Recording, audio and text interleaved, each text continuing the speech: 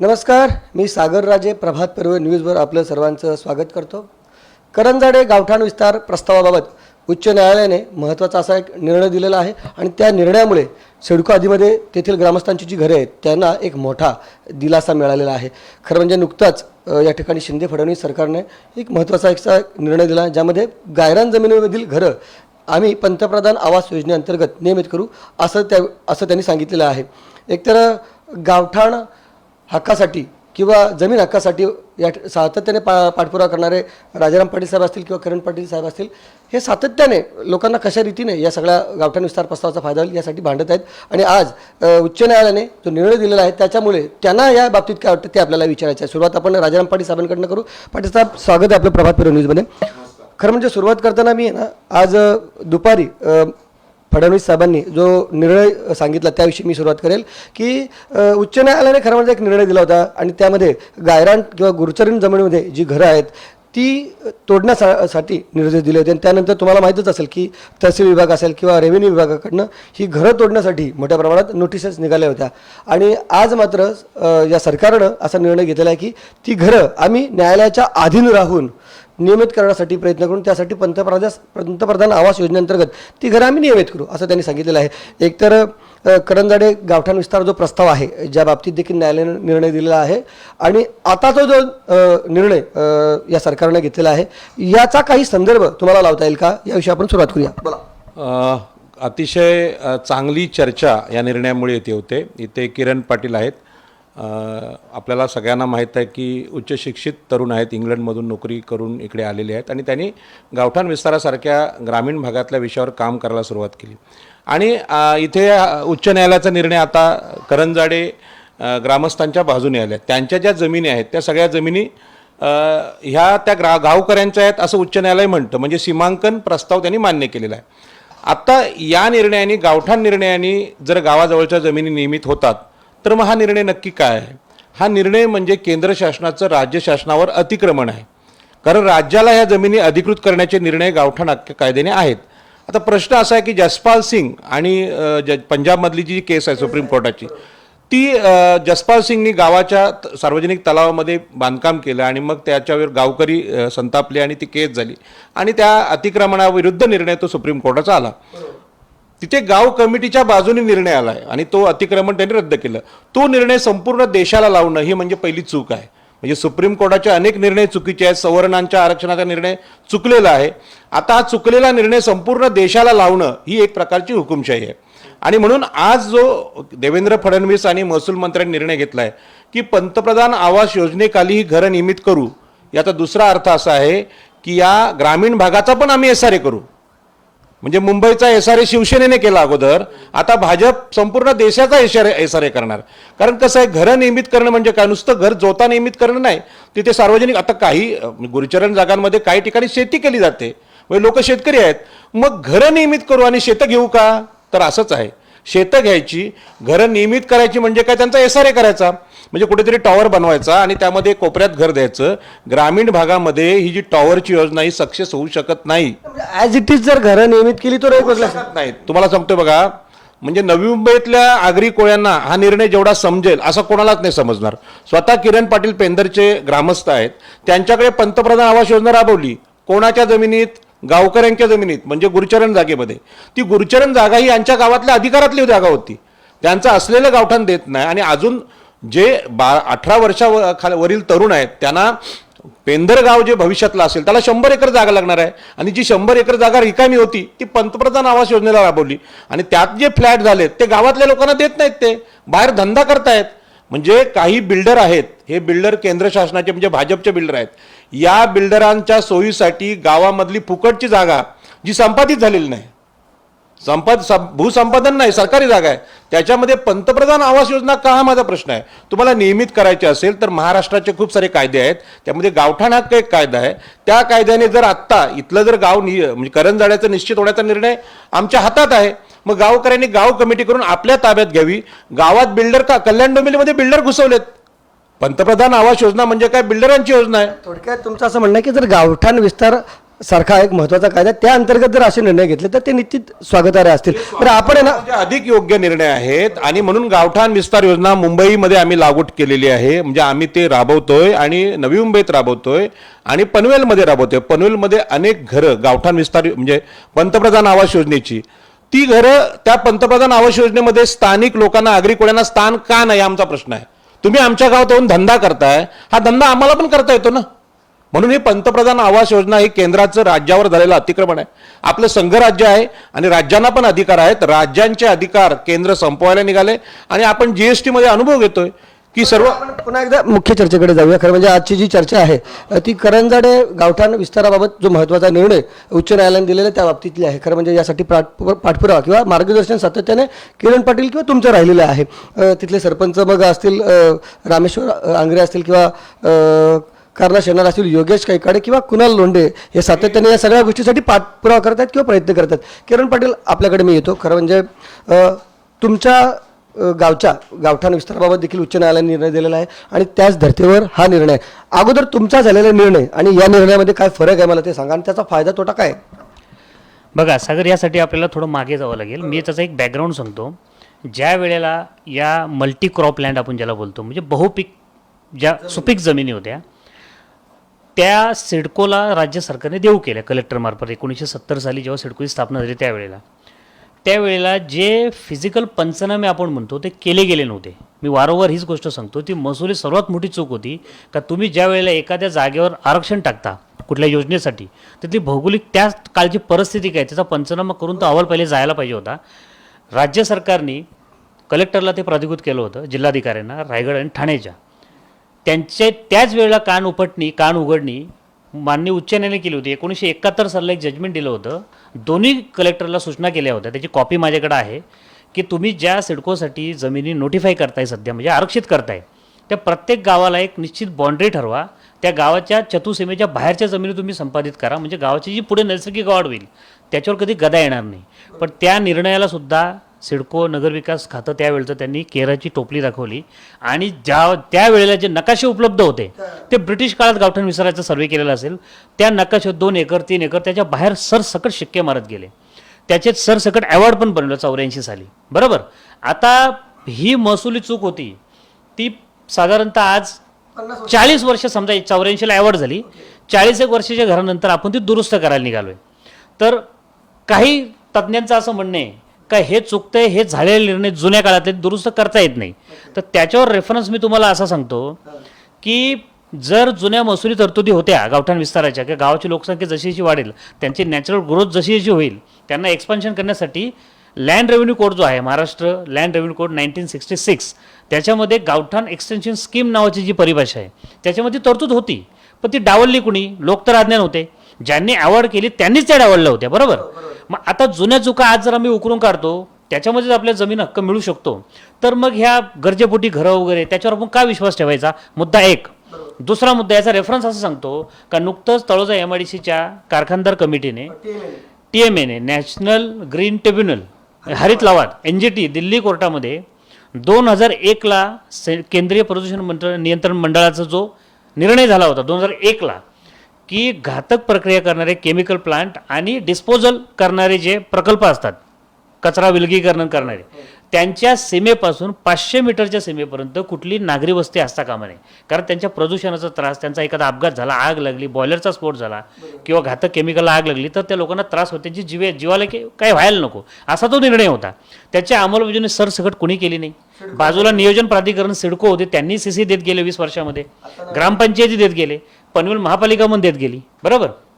मग आज 20 वर्षानंतर तळोजा MIDCची कमिटी त्या निर्णयाला घेऊन NGT मध्ये जाते आणि 25 नोव्हेंबरला पहिल्या सुनावणीमध्ये MPCB म्हणजे महाराष्ट्र प्रदूषण कंट्रोल बोर्डाने कबूल केलं का असा निर्णय आहे त्याची अंमलबजावणी व्हायला पाहिजे होती. मग आता कोर्ट काय निर्णय देईल? आता ती घरं तोडेल बिल्डिंगी तोडतील का स्टे येईल तो वेगळ्या चर्चेचा विषय आहे. पण कोर्टाने मान्य केलं का तुम्ही जुन्या चुका सुद्धा उकरून काढू शकता आणि त्याच्यावर तुम्ही आपले हक्क मागू शकतो. मग जर जुन्या चुका महसुलामध्ये झालेल्या आहेत सिडकोकडनं नगरविकास खात्याकडनं किंवा कलेक्टरकडनं त्या चुका आपण आज नाही दुरुस्त करायच्या तर मग कधी दुरुस्त करायच्या? आणि हे भाडेपट्टीचे GRचे समर्थक ज्या आमच्यावर वारंवार आरोप करतात या गोष्टीला का आता आपण ते करू शकत नाही कारण आता आपल्याकडे ग्रामपंचायत राहिली नाहीये. आता आपल्याकडे महापालिका आली. ग्रामपंचायतची बॉडी पण आपण निवडून देतो नागरिक. महापालिकेचे नगरसेवक पण आपणच निवडून देतो. मग आता आपल्याला नगरसेवक पण जर प्रस्ताव करत नसतील कलेक्टरकडं आणि ग्रामपंचायत नसल्यामुळे ग्रामपंचायतची कमिटी पण करत नसेल, पण नागरिकांना संविधानाने कुठले अधिकार दिलेले नाही आहेत का, हा मला त्यांचा एक प्रश्न आहे. आपण नागरिक म्हणून आपले प्रश्न मांडू शकतो ना न्यायदेवतेसमोर किंवा कलेक्टरसमोर. 4 ग्रामस्थ 10 ग्रामस्थ 15 ग्रामस्थ घेऊन कमिटी करू शकतात गावची, आणि त्या कमिटी जर ती रजिस्टर्ड कमिटी असली तर अतिउत्तम, नसेल तरी तुमचे प्रश्न तुम्ही पटल्यावर मांडू तर शकता. याच कमिटीच्या माध्यमातून ही जी मागणी केली गावठाण विस्ताराची, त्या संदर्भातला हा हायकोर्टाचा निर्णय, त्याविषयी बोला. करंजाडे जे ग्रामस्थ आहेत, हा एक खूप मोठा महसुली गाव आहे सिडको क्षेत्रामधला. जमीन 1970-71 सालीच आरक्षित झाली होती, 84 साली काही ॲवॉर्ड झाली होती. त्यांचं पुनर्वसन जे काही तुटपुंजी रक्कम देऊन केलेलं होतं, पण त्यांची नॅचरल ग्रोथ आणि गावाची चतुसीमा ठरवायची होती, ठरवलीच नव्हती. त्याच्यामुळे ती लोक आपल्या गरजेपोटी नाही बोलू शकत आपण. त्यांची जशी जशी नैसर्गिक वाढ झाली, एका फॅमिलीची 2 फॅमिल्या, 3 फॅमिलीची 4 फॅमिल्या, वहिवाटीच्या जागेमध्ये आधी जी जुनी घरं होती तीच परत नव्याने बांधली, किंवा जी खुली जागा होती, भले तिचं ॲक्विशन झालं होतं की चिरकोळ शक्य होते, पण त्यांची नैसर्गिक वाढीचा विचारच सरकारने केला नव्हता, म्हणून ते आपल्या घरं बांधत गेली. आज त्या जागेवर त्यांचा 30, 40, 50 वर्षापासूनचा ताबा आहे. आणि आता सिडको जर आपली कागदावर मालकी सांगते, तर मग कुठंतरी शासनाची तिथे चुकीच आहे. कारण स्थानिक लोकांच्या ज्या लोकभावना आहेत किंवा त्यांचा राहण्याचा जो संविधान त्यांना प्रश्न, जगण्याचा जो अधिकार बेसिक दिलेला आहे, त्याच्यावर कुठेतरी हातोडा पडतोय. मग ह्याच्यावर मार्ग कायमस्वरूपी काढण्यासाठी करंजाडे ग्रामपंचायतचे सरपंच आहेत रामेश्वर आंग्रे, उपसरपंच समजा योगेश कैकाडी, त्यांच्या गावातले भाजपचे चांगले नेते आहेत, आणि वरिष्ठ नागरिक कर्णाशेठ शेलार, आणि गावचे पोलीस पटेल, अत्यंत तरुण अभ्यासू माणूस कुणाल लोंढे, त्यांनी कंबर कसली. गावातली इतर मंडळाच्या सगळ्यांची नावं माझ्या समोर नाही आहेत. ह्या लोकांनी आम्हा दोघांना विश्वासात घेतलं, पाटील साहेबांना आणि मला. गावात कमिटी केली, गावात वर्गणी काढली, आणि ज्या वेळेला आपण आपल्या गावाची चतुसूपा ठरवण्यासाठी भूमी अभिलेखला प्राचारण करतो किंवा कलेक्टरला प्राचारण करतो, ते सांगतात का आम्ही फक्त मूळ गावठाण मोजू शकतो. कारण मूळ गावठाण जे तुमचं आहे 2-3 एकर, त्याच्या बाहेर सगळे सिडको शिक्के पडलेत, MIDC शिक्के पडलेत, MMRDचे शिक्के पडलेत, काही गावामध्ये रेल्वेचे पडलेत. मग तिकडे आम्ही मोजू शकत नाही, त्यांना ती मर्यादा येते. मग सरकारला माहीत कसं होणार का आपलं गाव नक्की किती कुठपर्यंत पोहोचलंय? मग ते आपण स्वतःच मोजायचं स्टेशन घेऊ, बाबा इथपर्यंत आमचं गाव आता गेलेलं आहे. बरं, त्याला शासकीय मान्यता आहे का, तर तो कॉन्ट्राडिक्टरी मुद्दा आहे. सरकारने ते मान्य केलं तर त्याला महत्त्व आहे, सरकारने मान्य नाही केलं तर त्याला महत्त्व नाही आहे. पण सरकारला आपल्याला ते दाखवून द्यायला लागेल आमचं गाव इथपर्यंत आता पोहोचलेलं आहे, बरोबर. आणि जर सरकारने आदेश दिले कलेक्टरला की बाबा ह्यांची अशी मागणी आहे, इथपर्यंत त्यांचं गाव पोहोचलं आहे, तुम्ही त्याची शहानिशा करणं आम्हाला अहवाल द्या, तर कलेक्टरचे लोक येतात, त्यांनी बघितले बाबा खरं इथपर्यंत घरं गेलेली आहेत, यांचा स्टेशन सर्वे झालेला आहे, यांच्या स्केल बरोबर आहेत, तर तोच नकाशा कायम होतोय. राजाराम पाटील साहेबांनी मुंबईला करून दाखवलं ते, बरोबर. किंवा त्याच्यात काही जे काटछाट जरी झाली तरी कमीत कमी आपल्या सरकारच्या समोर ते मांडायचं आहे की आमचं गाव इथपर्यंत पोहोचलंय. मग हे जे उलटे सुलटे प्रश्न लोक विचारतात का गाव मोजायची आपल्याला गरज काय, पैसे खर्च करायची गरज काय. आता ह्या मुद्द्यामध्ये करंजाडे ग्रामस्थांनी माननीय उच्च न्यायालयामध्ये कलेक्टर, कोकण विभागीय आयुक्त, नगरविकास मंत्रालय, महाराष्ट्र शासन आणि सिडको MD वगैरे यांना पार्टी केलं होतं का आमच्या गावाची डिमार्केशन तुम्ही 84 सालापासून कधी केलंच नाही आहे, विस्तारित गावठाणाच्या सीमांकित नकाशाच बनवलेला नाही आहे, त्याच्यावर आम्हाला सिडकोकडून नोटीस येतात, आमची घरं तुटत आहेत, तरी आमच्या गावाचा सीमांकित नकाशा पहिले बनवून द्यावा. ह्याच्यावर माननीय उच्च न्यायालयाने 23 नोव्हेंबरला दुसरी सुनावणी घेतली. पहिली सुनावणी आमची जून महिन्यात झाली होती. त्यावेळेला सुद्धा कोर्टाने सिडकोला आदेश दिले होते, कलेक्टरला आदेश, याची शहानिशा करणे अहवाल द्या. त्यांनी कुठलाही अहवाल दिला नाही, कुठल्याही प्रकारचं ॲफिडेविट दिलं नाही. म्हणजे त्यांची बाजू कुठेतरी पडते आहे, त्यांनाही माहिती की आपल्या भरपूर चुका झालेल्या आहेत, आपण ॲफिडेविट दिलं तर आपणच गोत्यात जाऊ म्हणून ते स्तब्ध राहिले. पण परत नोटीस यायला लागल्या म्हणून आम्ही परत तारीख घेतली आणि केस उभी केली कोर्टामध्ये. आणि मग सिडकोच्या वकिलांनी खूप कडवी झुंज दिली आमच्या वकील साहेबांना, प्रशांत पाटील जे ॲडव्होकेट आहेत नाशिकचे, त्यांना का आम्ही इथे पेमेंट केलेले आहेत, लोकांचं पुनर्वसन केलेलं आहे, भूखंड दिलेले आहेत, वाढभाव दिलेले आहे, तरीसुद्धा आम्हाला जमिनीचा ताबा मिळत नाही आहे म्हणून. तर आमच्या वकिलांनी असा युक्तिवाद केला का तुम्ही पुनर्वसनाबद्दल आपण नंतर पुढच्या मुद्द्यावर बोलू, पण पहिले एकाच प्रश्नाचं आम्हाला उत्तर पाहिजे का तुम्ही डिमार्केटेड नकाशा बनवलंच का नव्हता. जर तुम्ही गावाचं डिमार्केशन केलं असतं तर मग आज त्या डिमार्केशनच्या आतली घरं सगळी आपोआप अधिकृत झाली असती, तुम्हाला ते ताबाचा विषयच नव्हता. आणि माननीय कोर्टाने ती बाजू मान्य केली. हे जे लोक म्हणतात का हे गावठाण विस्तार टिकू शकत नाही कोर्टामध्ये, ते उच्च न्यायालयाने कोकण आयुक्त, कलेक्टर आणि नगरविकास खात्याला आदेश दिलेत का 8 आठवड्याच्या आतमध्ये, म्हणजे 2 महिन्याच्या आतमध्ये करंजाडे गावची डिमार्केटेड बाउंड्री तुम्ही पाडून आम्हाला अहवाल सादर करायचा. 1 महिन्याच्या आतमध्ये राज्य सरकारने कुठल्या तरी ऑथॉरिटीला प्राधिकृत करायचं, भूमी अभिलेख असतील, कलेक्टर असतील, प्रांत असतील, ती बाउंड्री पाडण्यासाठी. मग हा एक खूप मोठा दिलासा या याचिकेमुळं करंजाडे ग्रामस्थांना मिळालेला आहे. मग गरजेपोटी भाड्याने घरं नियमित करण्यापेक्षा ही जमीन मालकीचं ह्या निर्णयाने आपल्याला मिळू शकते. आता वाटचाल आपली चालू झाली. पण एक महत्त्वाचा प्रश्न मी परत एकदा विचारेल की कोर्टाने जे निर्देश दिलेले आहेत जे डिमार्केशनसाठीचे, त्याच्यामध्ये तुम्ही जो नकाशा दिलेला आहे त्या पद्धतीने डिमार्केशन होणार आहे, म्हणजे त्या पद्धतीने ती बाउंड्री निश्चित केली जाईल की आता नव्यानं जे प्राधिकरण किंवा नेमतील ती वेगळ्या पद्धतीने मोजतील, काय सांगा? महत्त्वाचा मुद्दा आहे का? आता त्यांच्याकडं करंजाडे ग्रामस्थांनी स्टेशन सर्वे घेऊन जो नकाशा बनवलेला आहे तो असं 200 मीटर 500 मीटर 100 मीटरच्या वल्गना करतात सगळे लोक, अज्ञानी लोक, का 500 मीटरपर्यंत सरकारने दिले नाही 200 मीटरपर्यंत असा कुठला निर्णय झालेला नाही. तशी तरतूद ठेवलेली आहे फक्त. पण प्रत्येक गावाची भौगोलिक रचना वेगळी असते.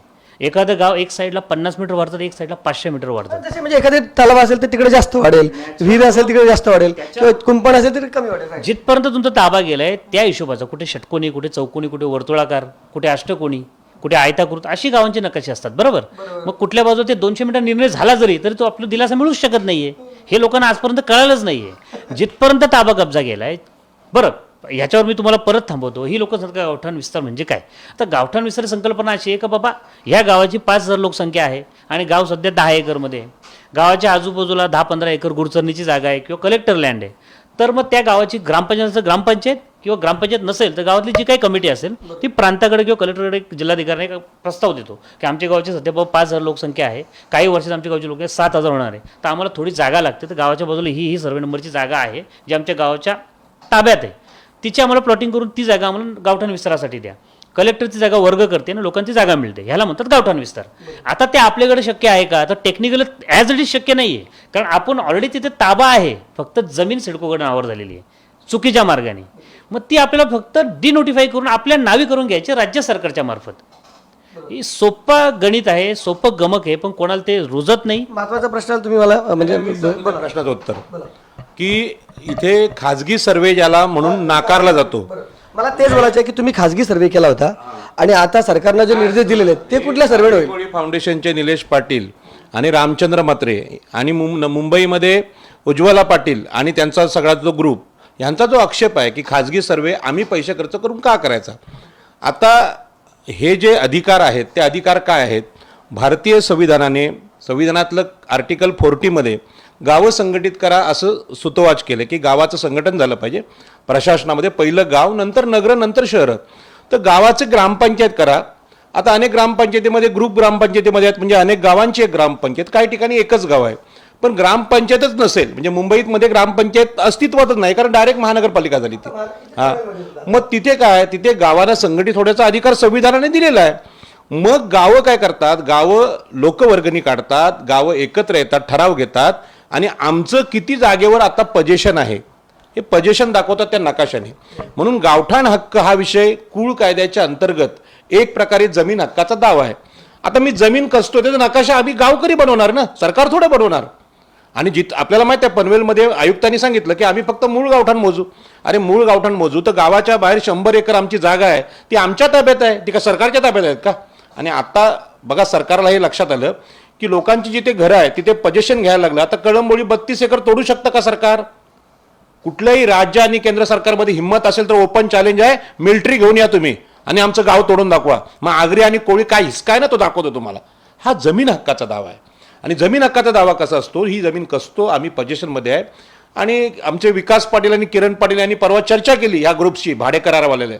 विकास पाटीलनी सांगितलं ॲडव्हान्स पजेशन नावाचा एक कायदा आहे की तुमचं घर जिथे आहे 12 वर्षापेक्षा जास्त राहिला तुम्ही ॲडव्हान्स पजेशनने मालक बनता. सरकारी जमीन असेल तर 30 वर्ष, खाजगी असेल तर 12 वर्ष.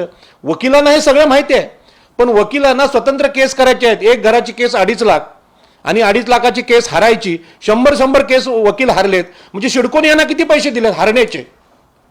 आम्ही कुस्ती खेळणारे लोक आहोत, कुस्तीचं सेटिंग होतं, 2 पैलवान आपसमध्ये ठरवत तू जिंकायचं मी हारायचं, अर्धे पैसे वाटून घेऊ. अशा प्रकारची वकिली जर उरण पनवेलला असेल, नवी मुंबईत असेल तर याचा मी जाहीर निषेध करतो. आणि म्हणून गावठाण हक्काचा नकाशा हा आमचा कोर्टामध्ये केलेला दावा आहे, थोडक्यात पुरावा आहे. आता उरणला नोटीस लागल्यात 800 एकर घरं तोडणार. आम्ही बालाईमध्ये काय केलेलं आहे, 120 एकर गावठाण आहे ते आम्ही मोजलं आणि आम्ही कलेक्टरला सांगितलं 120 एकरवर घरं आहेत. आता 120 एकरवर जर घरं आहेत तिथे भूसंपादन होऊ शकतं. मग करायचं असेल 2013चा कायदा लावावा लागेल, 4 पट जागा द्यावी लागेल, जमिनीचे पैसे द्यावे लागतील. शिडकोला हे द्यायचं नाही. सिडकोला हे फसवायचं आहे आणि म्हणून गावठाण हक्कासारखा सुरक्षित कायदा आपली घरं वाचवायला नाही. आणि हा विजय आहे. किरण पाटील यांचं मी अभिनंदन यासाठी करतो की न्यायालयातून सिद्ध करून आणलंय. आता ते रामचंद्र म्हात्रे काय बोलतात, कम्युनिस्ट नेते, कोर्ट बेट काय नाही, कोर्टात जायचं नसतं, सगळे अधिकार सिडकोला आहेत. तुम्ही सिडकोमध्ये आयुष्यभर गुलामीगिरी केलीत, रिटायर्ड झालेत, ते सिडकोच्या मिठाशी इमानी राहता आणि आगरी कोळ्यांचं मीठ, कराड्यांचं मीठ या देशाने खाल्लेलं आहे, त्यांच्याशी बेईमानी तुम्ही काय करता? बरं, मला काय म्हणायचं, निलेश पाटील, रामचंद्र म्हात्रे यांची तुम्ही नावं घेतली किंवा तुम्ही म्हणजे त्यांच्या काही मुद्दे तुमच्या विरोधात आहेत, तुमचे त्या मुद्दे त्यांच्या विरोधात. नाही, एक मिनिट, एकदा ओपन व्यासपीठ जर तयार केलं, मी अजून ओपन चर्चा कराल का तुम्ही? हे काय ओपन चर्चा तर आम्ही, हे ओपनच चर्चा आहे ना, एकच आमची तयारी नाही त्यांची, कधी तयारी आहे. कसं प्रश्न आहे की न्यायालयातून निर्णय येतो, हा किरण पाटील एका पक्षाचे आहेत किंवा राजाराम पाटील एका पक्षाचे आहेत म्हणून नाहीत. हा जो निर्णय हायकोर्टाचा निर्णय सुप्रीम कोर्ट पण कायम करणार अशी पद्धत आहे. आज बघा, सुप्रीम कोर्टाच्या निर्णयावर राज्य शासनाने उत्तर दिलं, म्हणजे सुप्रीम कोर्टाचा निर्णय लोकहितांच्या विरोधात असेल तर तो बदलता येतो. सर्वोच्च कोण आहे? जनशक्ती, म्हणजे भारतीय जनता, हे सगळे मालक आहेत कसले? देशाचे. सुप्रीम कोर्ट नाही, सुप्रीम कोर्टाने फक्त अर्थ लावायचा असतो संविधानाचा. त्या पद्धतीने हे जे आता हा निकाल आहे ह्याच्यामध्ये लिहिलंय की आर्टिकल 226 मी दाखवतोय. आर्टिकल 226 काय सांगतं? आर्टिकल 226 असं सांगतं, एखादा निर्णय संविधान विरोधी असेल, म्हणजे लोकांच्या विरोधी असेल, तर त्याचं पुनर्विलोकन न्यायालयाने करायचं असतं. आता यामध्ये जिल्हाधिकारी, कोकण आयुक्त आणि सिडको यांची घोडचूक समोर आणलेली आहे. सिडकोचे अधिकारी आहेत ना, खरं म्हणजे हा राग माझा एवढा आहे, घरं तोडतात, या ढगेबिग्यानी घरं तोडली, असा राग येतो का 60 कानाखाली खेचावी. पण काय आपण विचार करतो, आम्ही भारतीय संविधानाला मानतो. हे सिडकोचे अधिकारी सरकारी कर्मचारी आहेत, आम्ही असं केलं तर आमच्यावर कारवाई होईल आम्हाला माहित आहे. म्हणून न्यायालयाचा, म्हणजे अहिंसावादी आमची लोकशाही बाबासाहेबांनी दिलेली आहे. रक्ताचा एकही थेंब न सांडता किरण पाटलांनी आज गाव वाचवले. कुठलं? करंजाडे. भांडण आहे का? मारामारी आहे का? मोर्चे काढा, हे नुसतं मोर्चे काढा. अरे मोठा मोर्चा इथे आगरी कोळी फाउंडेशन काढला होता, करोडो रुपये खर्च केले, पण मग निर्णय का नाही झाला? किरण पाटलांसाठी तुम्हाला काय पाहिजे? निर्णयासाठी लोक, म्हणजे सतत मोर्चे काढणं, सतत संघर्ष करणं हा काय अंतिम उपाय नाही.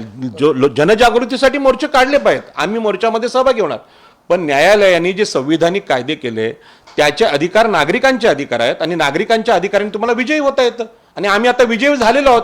आणि म्हणून मुंबई, ठाणे, रायगड, पालघर या लोकांना माझी विनंती आहे, आम्हाला बोलवू पण नका.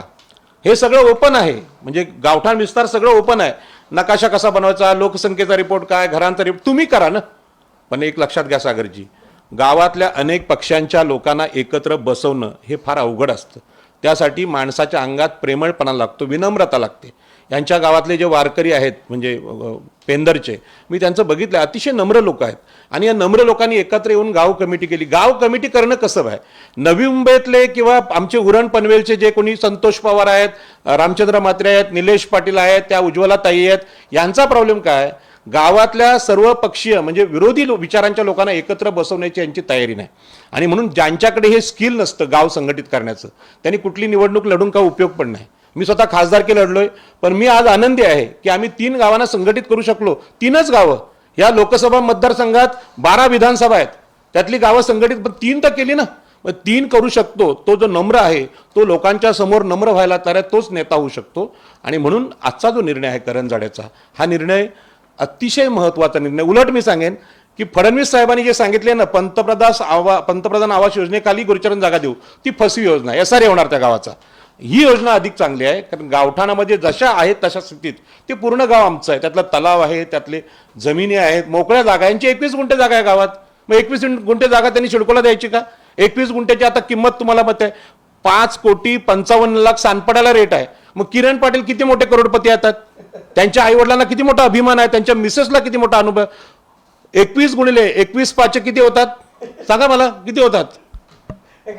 नाही, मी लोकांनी करावं. म्हणजे 5 कोटी रुपये गुंठ्याची जमीन त्यांनी मिळवली. मला किरण पाटलांचा अभिमान यासाठी आहे, लोककल्याण हे तर केलंच पाहिजे, जगाचं कल्याण झालं पाहिजे. पहिलं कल्याण आपल्या कुटुंबियांचं, आपल्या बायका मुलांचं जो करतो तो खरा आदर्श पुरुष. किरण पाटलांची मी सुरुवातीला जेव्हा बोललो होतो, बाबा तुम्ही या क्षेत्रात आले कसे, तर त्यांनी सरळ सांगितलं होतं की सुरुवातीला माझी जमीन वाचवणे हा माझा स्वार्थ होता, आणि त्यानंतर मग लोकांनी ह्या सगळ्या गोष्टीमध्ये मला ढकललं, आणि खरोखर एक चांगला निर्णय म्हणून मी सुरुवात केली. बरोबर ना किरणजी? बरं, मला मूल मुद्द्यावर परत द्यायचं आहे.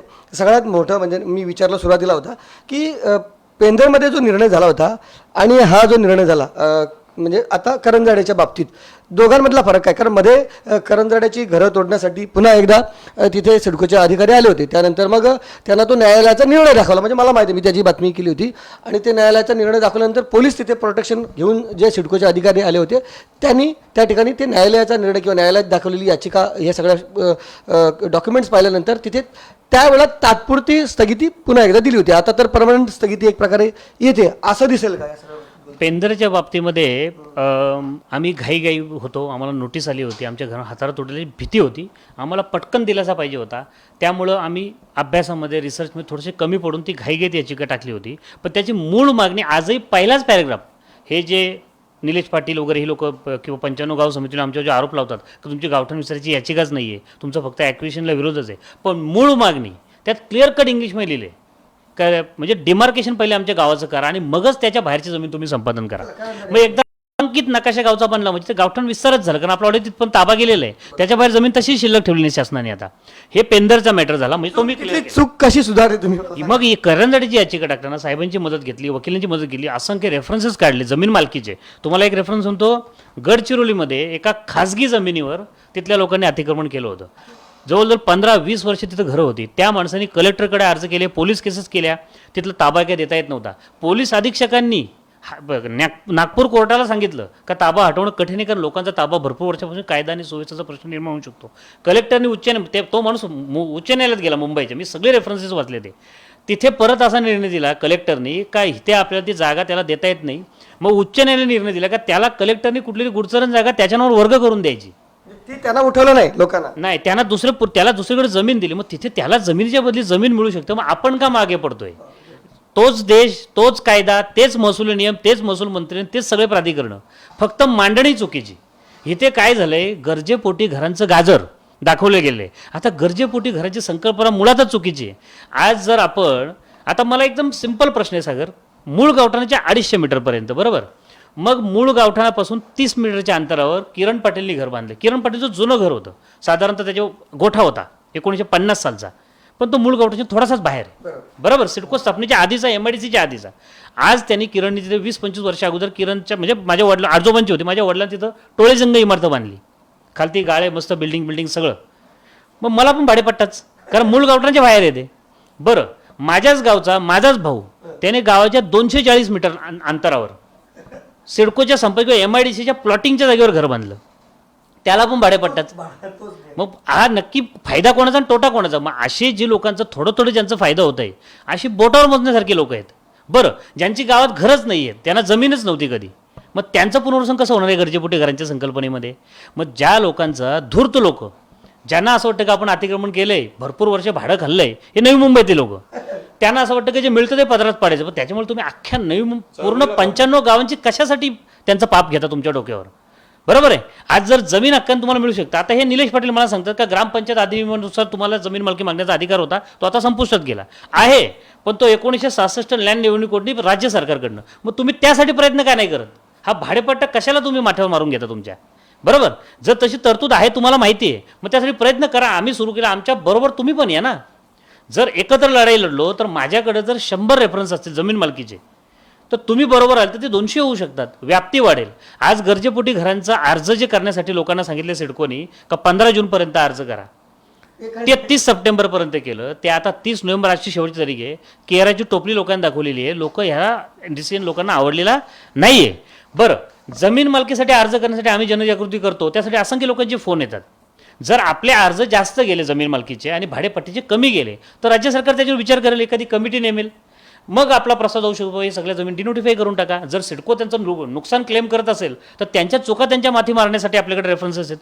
तुम्ही डिमार्केशन केलं नव्हतं म्हणून ते ॲक्विशन चुकीचं होतं. म्हणजे सिडकोने जर चूक केली तर त्याचा भोगायचं काम देखील सिडकोनेच केलं पाहिजे असं थोडक्यात तुम्हाला म्हणायचं. म्हणजे त्यांनी म्हणजे पैसे दिले वगैरे आता आहेच ना, तळोजा MIDCची केस आहे. आता सिडकोने आणि परिवहन महापुलीने सगळ्यांना CC दिल्यात, मोठ्या आर्यन तानायकासारख्या आणि मनीष म्हणजे साई पार्टी पण महावीरवाल्यांच्या भरपूर तिथे बिल्डिंग झाल्या, किंवा सिडको प्रधानमंत्री आवास योजना पण झालेली आहे. उद्या जर कोर्टाच्या मोठं तर कोणीच नाहीये, जर त्यांनी स्थगिती दिली तर मग हा विजय कोणाचा? मग तो निर्णय पण 2001चा होता. मग तिथे कोर्ट बोललंय का 2001ची चूक आम्ही आता दुरुस्त करू शकत नाही म्हणून? बरं, MPCBने मध्ये कोर्टात ॲफिडेव्हिटनी कबूल केलेलं आहे का 500 मीटरचा बफर झोन असायला पाहिजे होता म्हणून? बरोबर आहे. मग आपल्याला तसा निर्णय येऊ शकतो. फक्त हे जे संकुचित विचारसरणीचे लोक आहेत, जे हरलेली मानसिकता त्यांची आहे का ग्रामपंचायतलाच ते अधिकार आहेत, महापालिकेला ते अधिकार नाही आहेत, मला वाटतं ते कुठेतरी चुकतात. सागरजी सांगतो बघा, आपलं जे 73वी घटना दुरुस्ती झालेली आहे आपल्याकडे, त्यामध्ये पंचायत राज सरकारमध्ये सुरू झालं. म्हणजे केंद्राला सगळे अधिकार, राज्याला सगळे अधिकार आणि गावांना काय नाही, यातून राजीव गांधींनी हा 73वी घटना दुरुस्ती केली आणि त्यामध्ये काय सांगितलं की सत्तेचं विकेंद्रीकरण झालं पाहिजे आणि ग्रामपंचायतींना अधिकार भेटले. आता स्थानिक स्वराज्य संस्था म्हणजे काय हे नवी मुंबईकरांना आम्हाला सांगावं लागते का? ग्रामपंचायत, नंतर पंचायत समिती आणि जिल्हा परिषद हे ग्रामीण भागातली स्थानिक स्वराज्य संस्था. शहरातली काय? नगरपंचायत, नगर परिषद आणि महानगरपालिका. पण त्या स्थानिक स्वराज्य संस्थाच आहेत. नवी मुंबई महानगरपालिका म्हणजे न्यूयॉर्क किंवा इंग्लंडची नाही आहे. म्हणजे अशा लोकांचा त्यांचा गैरसमज झाला आहे की इथे रायगडचे कायदे लागत नाही. अरे तुम्ही कोण आधुनिक झाले? सगळं शहर शिडकोनी चकाचक केलेलं आहे आणि ते आता महानगरपालिका असल्यामुळे तुम्हाला काहीतरी वेगळं वाटतंय. पण महानगरपालिका आणि ग्रामपंचायत या जुळ्या बहिणी आहेत. एक मोठी बहीण आहे, एक छोटी बहीण आहे. पण मूळ संकल्पना स्थानिक स्वराज्य संस्थेची आहे आणि म्हणून मुंबई महापालिका ही इंग्रजांनी केलेली महानगरपालिका. म्हणजे 2-3 महापालिका देशातल्या आहेत, कलकत्ता वगैरे, ह्या ज्या आहेत ते इंग्रजांनी केल्या. तेव्हा ग्रामपंचायत कायदा नव्हता आणि मग तिथे महानगरपालिका असली तरी ग्रामपंचायत नसली तरी गावत आहेत ना. म्हणून आगरी कोळी वाड्यांना 200 गावठाणांना जमीन मालकी मिळावी. सीमांकित नकाशा याचा अर्थ मुंबईतल्या आगरी कोळ्यांना कळलाय नाही, ठाण्यातल्या कळला नाही, पालघरला कळलाय नाही, नवी मुंबईला कळला नाही. याचं कारण सांगतो, म्हणजे राग म्हणू नये त्या लोकांनी, की जमीन हक्काची आंदोलनं अलिबागमध्ये नारायण नागू आणि बाबासाहेब आंबेडकरांनी केली. त्यानंतर दिबा पाटील आणि दत्ता पाटलांनी उरण पनवेलला आंदोलन केली. इथल्या लोकांना संविधान, लोकशाही चांगली कळते. म्हणजे दिबा पाटील एक खासदार आहेत, 2 वेळा 4 वेळा आमदार आहेत. अशा प्रकारचा एकही निर्णय नवी मुंबईतल्या, ठाण्यातल्या, पालघरातल्या म्हणजे कुठल्या आमदारांनी घेतला असेल दिबा पाटलांचा, तर त्याचं मी काय बोलतात त्याला, पाय धुवून पाणी पिन दाखवून द्यावं त्यांनी. कारण यासाठी संघर्ष लागतो, त्याग लागतो. 5 माणसं मेलेली आहेत, हजारो जखमी झालेत. या संघर्षातून हे शहाणपण आलेलं आहे. म्हणजे स्वातंत्र्यानंतर दिबा पाटलांचं कार्य हे संविधानिक कार्य आहे आणि म्हणून या कार्याची प्रेरणा ह्या गावातल्या लोकांना आहे. दुःख याचं आहे की अशा प्रकारची विचारसरणी ठाणे जिल्ह्यात, मुंबईत आणि पालघरमध्ये आम्ही पोहोचवू शकलो नाही. माझं तर असं म्हणणं आहे, केवळ हे 4 जिल्हेच नाही, रत्नागिरी, सिंधुदुर्ग आणि संपूर्ण महाराष्ट्र आणि देशात हा विचार आम्हाला घेऊन जायचा आहे दिबा पाटलांचं. आणि म्हणून दिबा पाटलांचं नाव एअरपोर्टला पाहिजे. शोबाजी करायला नाही, जातीचा अभिमान म्हणून नाही. दिबा पाटील हे राष्ट्रीय नेते आहेत. जे केंद्राला कळलं नाही, ते राज्याला कळलं नाही, हे दिबा पाटलांना कळलं आणि म्हणून दिबा पाटलांचा त्यागाचा विषय इथे आहे.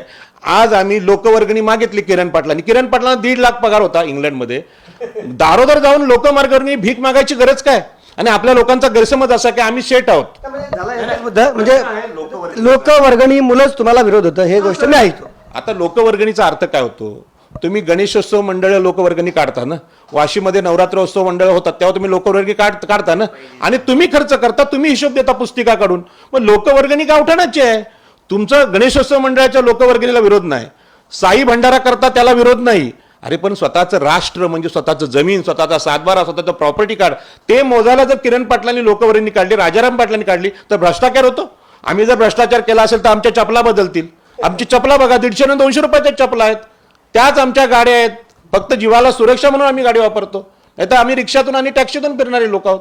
किरणजीनं मला प्रश्न विचारायचा आहे की बघा, म्हणजे हाच जो मुद्दा आहे की लोकवर्गणी जी वापरता तुम्ही किंवा लोकवर्गणीमुळेच तुमच्यावर आरोप होता त्या सगळ्या गोष्टीचा, त्याला पाटील साहेबांनी तर उत्तर दिलेलं आहे. मग हिशोब मागला जातो वगैरे या सगळ्या गोष्टी, याला काय उत्तर देता येईल तुम्हाला? ती एक संकुचित विचारसरणी आहे सागर, की कन्फ्यूज कसं करता येईल, चळवळ मोडून कशी काढता येईल. कसं असतं, कुठलं आंदोलन, कुठली चळवळ चालवायची, त्यासाठी आर्थिक पाठबळची गरज असते. बरं, आम्ही काही आमदार किंवा कोणी असं मोठा महापौर असा काही प्रकार नाही आहे किंवा खासदार नाही आहे का लोकांसाठी आम्ही चळवळ करायची, मग ते आपल्याला मतं देतात, तो परतावा होतो. तुमच्या जमिनीसाठी जर आम्ही मेहनत घेतो, आम्ही स्वतःचं रिझल्ट घालायचं आहे, स्वतःची वेळ द्यायची आहे, बरोबर. आज 1.5 वर्ष झालं, पाटील साहेबांना 15 वर्ष झाली. आम्ही मंत्रालय, अलिबाग, सिडको ऑफिस, कोकण विभाग आयुक्त स्वखर्चाने सगळीकडे धावपळ करतो. काही लोक म्हणतात का 500 रुपयाचं डिझेल लागतं आहे. अरे पण तो दिवस तुमच्यासाठी मोडतो आम्ही, तुमच्यासाठी वेळ घेतो लोकांची, रात्रंदिवस तुमचे कॉल्स घ्यायचे, सगळं ते प्रस्ताव बनवायचे, ड्राफ्टिंग करायचे, त्याचं मोल नसतं ना. मग तुम्ही जर तुमचा फायदा होत असेल थोडाफार, आज 2-3 गावामध्ये कारवाई थांबल्या याच्यामुळं. एक गोष्ट मी मुद्दाम बोलेल की आंदोलनामुळे कधी थांबलेलं नाहीत. म्हणजे आंदोलनं झाली, म्हणजे मोर्चे आणले, तर त्या काळापुरतं आहे ना, त्या काळापुरतं ती कारवाई थांबलेली आहे. नेते गेले की पुढच्या 2 महिने म्हणजे 2 दिवसात, 4 दिवसात, 15 दिवसात परत कारवाई झालेली आहे आणि कितीतरी ठिकाणी तुटलेले आहेत. परंतु न्यायालयानं जेव्हा असा एखादा निर्णय दिला जातो ना, त्याला पोलीस प्रोटेक्शन त्या संबंधित यंत्रणेला मिळत नाही आणि त्यामुळे निश्चितच असे वाचतात. आणि हे उदाहरण आहे असं या ठिकाणी जर तुम्हाला वाटत असेल तर तसा अनुभव तुम्ही देखील सांगा. बोला किरणजी, कंटिन्यू करा. आणि याचं दुःख असं आहे का चांगली चांगली प्रतिष्ठित जाणकार मंडळी सुद्धा हिशोब किंवा मेनू कार्ड मागतात का मोजायचे किती, ड्राफ्टिंगचे किती, प्रस्तावाचे किती, कोर्टाचे किती, मीडियाचे किती. तर हे हसणे म्हणजे आम्हाला असं वाटतं का आम्ही काय बिल्डिंग बांधायला घेतले का, म्हणजे एखादं काही गृहसंकुल उभं करायला घेतलं, तुम्ही आम्हाला सेंटरिंगचे पैसे किती, स्टीलचे किती, स्लॅबचे किती विचारताय. ही चळवळ आहे, याचं जस्टिफिकेशन देता येणार नाही आहे. तुम्हाला रिझल्ट पाहिजे ते आमची जिम्मेदारी, रिझल्ट मिळणार, पण अधिकार आणि आर्थिक खर्च गावकरी मागू शकत ना, ग्रामस्थ जी कमिटी ती मागू शकते ना. नाही, याच्यामध्ये हिसाब मागण्याचा आमचा पुरेपूर अर्थ आहे, काही प्रॉब्लेम नाही आहे. पण ते द्यायचेच का, त्याची गरजच काही आहे, ते सरकारचं काम आहे. वर्गणी काढली, मग समजा आपल्याला न्याय नाही भेटला तर पैसे रिफंड मिळतील का, मग ह्याचं उत्तर आमच्याकडे नाही आहे. फक्त मला एवढं दिसतंय का ही चळवळ जर टिकली तरच नवी मुंबईकरांचं भवितव्य याच्यावर आहे. नाहीतर गरजेपोटी घरांचा अर्ज जर आज केले तर उद्या त्याची ॲग्रीमेंट ती SREची किंवा क्लस्टरचीच असणार. हा खूप मोठा षडयंत्र आणि डाव आहे जो लोकांना अजून कळलेला नाही आहे. ठीक आहे, 15-20% लोक असतील जे म्हणजे त्यांना असं वाटतंय का आपण खूप मोठी चूक केलेली आहे, पण बाकी 80% लोकांवर तुम्ही तो न्याय कशाला, म्हणजे तो कशासाठी त्यांच्या डोकी तो माती मारून घेता. अहो, लोकवर्गणी हा लोकांचा अधिकार आहे आणि लोकशाहीची व्याख्या लोकांनी लोकांसाठी चालवलेली आहे, तुम्हाला माहीत आहे. तर मग गावातल्या लोकांनी कमिटी करून एकत्र पैसे काढले आणि ते सर्वसंमतीने खर्च केले, तर त्या लोकांना विचारू दे ना, त्या गावातल्या लोकांना, तुम्हाला कशी काळजी, लोकांचे पैसे फुकट जातात, एवढी जर काळजी आहे तर घरं तुटली त्याची जबाबदारी तुम्ही घ्याल का? आतापर्यंत सायन कोळीवाडा तोडलाय, शिवडी तोडलाय, वेसावा तुटलाय, अनेक गावं तुटली, याची जबाबदारी कोणी घेईल का? ती तुटली घरं, तिथे कोणी गेले पण नाही. हे जे बोलणारे लोक आहेत त्यांना ओपन चॅलेंज, तुम्ही का नाही गेलेत तिथे वाचवायला, आडवे का नाही गेलेत? म्हणजे तुम्हाला अशी अपेक्षा आहे का गावठाण विस्तार चळवळ थांबवायची आणि लोकांची घरं तोडून द्यायची आणि तिथे मुंबईमध्ये SRA करायचा, क्लस्टर करायचं, नवी मुंबईत क्लस्टर करायचं, नवी मुंबईत SRA करायचा, नवी मुंबईत सिडकोला SRA करायला जायचं? हे जे प्रकार आहेत हे जमीनदारीचे समर्थक आहेत आणि म्हणून गावठाण जमीन हक्काचं आंदोलन हे कुळ कायद्याचं आधुनिक आंदोलन आहे. आणि म्हणून हे आत्ताचे लोक, जसं शेतकरी संप जो आहे नारायण नागूंचा 7 वर्ष चालला होता बाबासाहेबांचा, तो फोडणारे आगरी कोळी लोक पण होते. म्हणजे उजेडाला अंधाराची जोड आहे, तिथे पण अंधार होता. आज हा नवी मुंबई तो आहे पनवेलला, उरणमध्ये आणि मुंबईमध्ये हा अंधारच आहे. आम्ही त्याचं स्वागत करतो, कारण कुठलं विरोधाशिवाय मजा येत नाही. मला ताकद आज आम्ही त्वेषाने काय बोलतोय, कोणीतरी विरोध करतोय, पण तुमचा विरोध हा भावांचा, बहिणींचा असला पाहिजे की यातून काहीतरी सत्य जे आलं ते स्वीकारावं लागेल. आम्ही जर खोटे ठरलो, आज हा निकाल आहे ना, हा न्यायालयाने दिलाय, हा कुठल्या ईश्वराने, देवाने, रामाने, कृष्णाने, हनुमानाने नवस बोललेला हे नाही, निर्णय नाही. म्हणजे महाराष्ट्राचे मुख्यमंत्री नवस बोलायला तिकडे गेले होते गुवाहाटीला. नवसाने राज्य येत नसतं, नवसाने राज्य चालत नाही, हे छत्रपती शिवाजी महाराजांनी सिद्ध केलं. आणि म्हणून तुम्हाला सांगतोय, हा न्यायालयाचा निर्णय आहे. न्यायालयाचा निर्णय जर तुम्हाला मान्य नसेल तर मग तुम्ही संविधान विरोधी आहात, देशद्रोही आहात. तर आपण समारोप करूया चर्चेचा. बऱ्यापैकी चर्चा झालेली आहे, सगळ्या मुद्द्यांवर आपण चर्चा केलेली आहे. किरणजी, हा निर्णय आल्यानंतर तुम्हाला निश्चितच आनंद झालेला आहे. गावकऱ्यांना, ग्रामस्थांना घरांच्या बाबतीत दिलासा मिळणार आहे. कशा रीतीने समारोप कराल या सगळ्याचा? समारोप असं केलं का जे आम्हाला क्रॉस प्रश्न विचारतात ना का कुठल्या कायद्याने आपल्याला मिळेल, तर मुंबईमध्ये सरकारी जमिनींवर झोपड्या बांधल्या होत्या UP बिहारवाल्यांनी, त्या तोडता येत नव्हत्या सरकारला, का त्याचं पोझिशन तिथे होतं, त्यांचं पुनर्संकुचित कर जगण्याचा अधिकार सगळ्यांना आहे. मग त्यांच्यासाठी नवीन कायदा केला SRAचा, तेव्हा कायदा नव्हता ना. मग त्यावेळेस समजा त्यांचे जे काही झोपडपट्टी नेते असतील, जनजागृती करणारे, त्यांना लोक वेड्यात करत असतील, अरे मालकी कशी मिळेल, आपण तर अतिक्रमण केले. त्यांना SRA केला. त्याच्यानंतर 1894च्या ॲक्टने आपली जमीन ॲवॉर्ड झाली होती, नवी मुंबईची ना आपली पण. त्याच्यामध्ये तरतूद एवढीच होती का चालू भावनी पैसे, प्लॉट बीट विषय नव्हता. दिबा पाटील साहेबांची संकल्पना जेव्हा मांडली जमीन मालकीची, तेव्हा त्यांना पण वेड्यात काढला असेल का कसं मिळेल, कुठल्या कायद्याने, तरी ते 12.5% कायदा झाला तिथं, बरोबर आहे. त्याच्यानंतर 90 साली जो 12.5% JR आला, त्याच्यामध्ये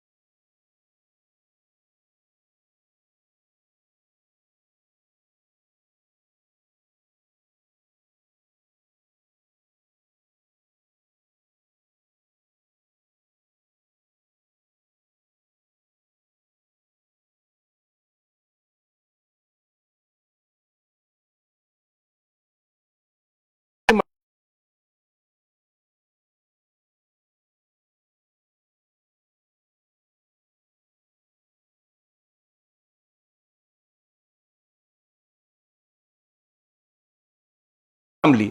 त्याचा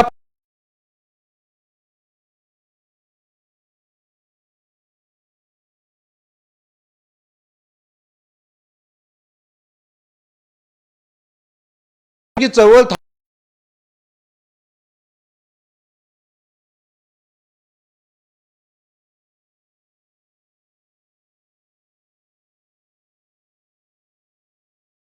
मात्र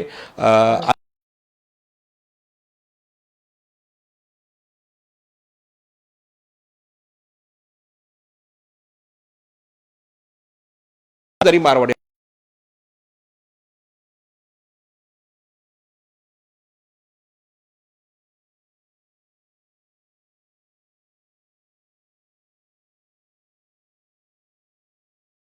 पाटीलांनी मी त्यांना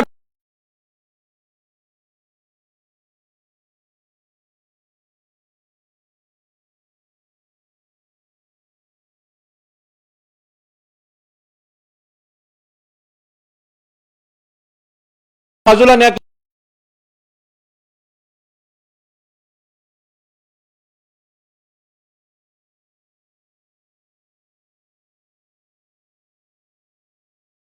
खासदार नसतात.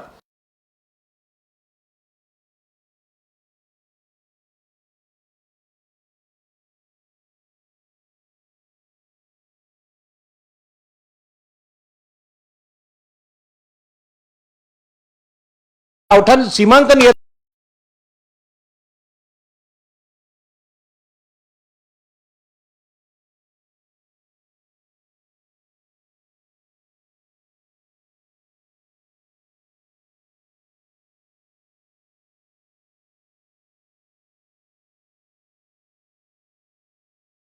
आमदारांना की एक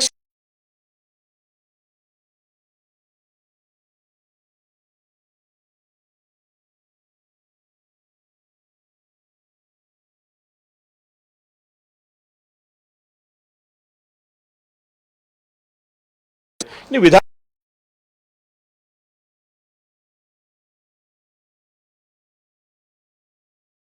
आणि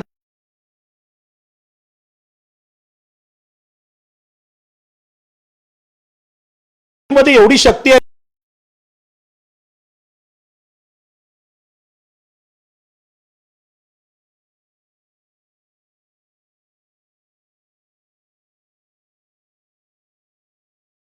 फडणवीस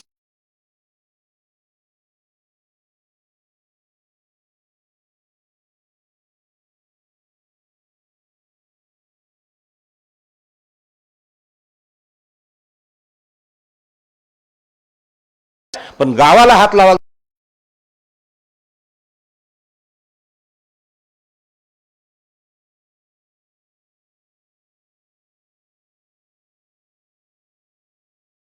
प्रतिनिधी असतात.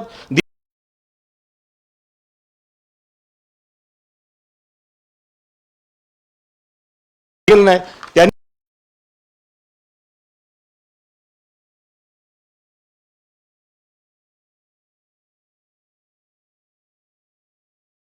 मार्ग श्रेष्ठ आहे.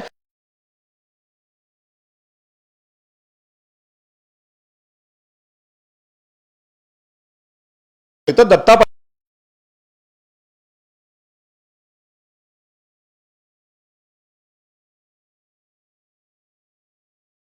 तर चांगलं झोडपलेलं आहे.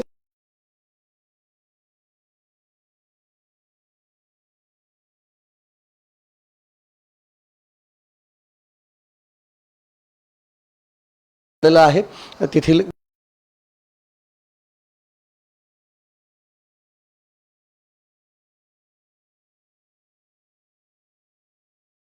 म्हणजे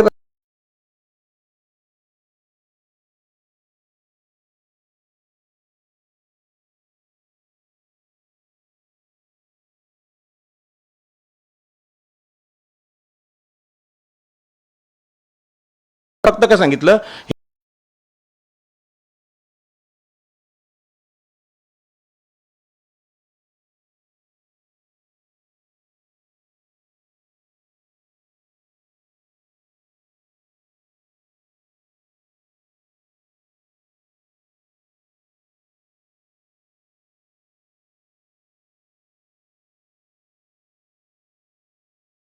किंवा निलेश पाटील असतील, रामचंद्र म्हात्रे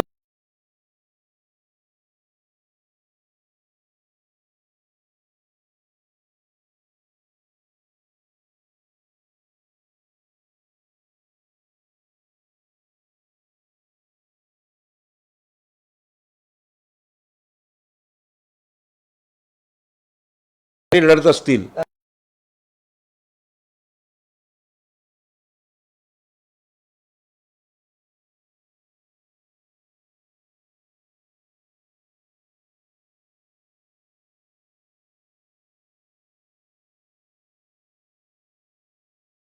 म्हणजे दिव्यानी हे काळजी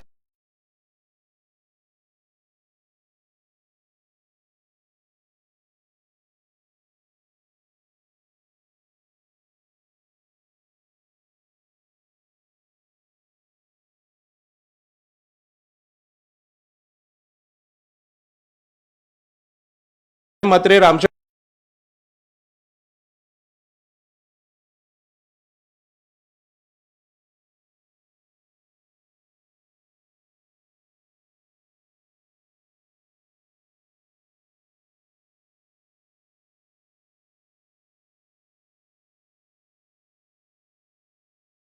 हे कळतं आणि मग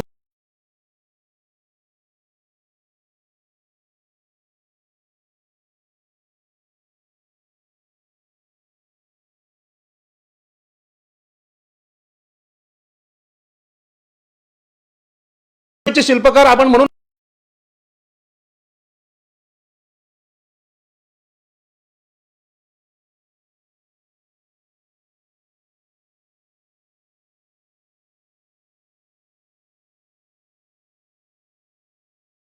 आणि कर्तव्य सांग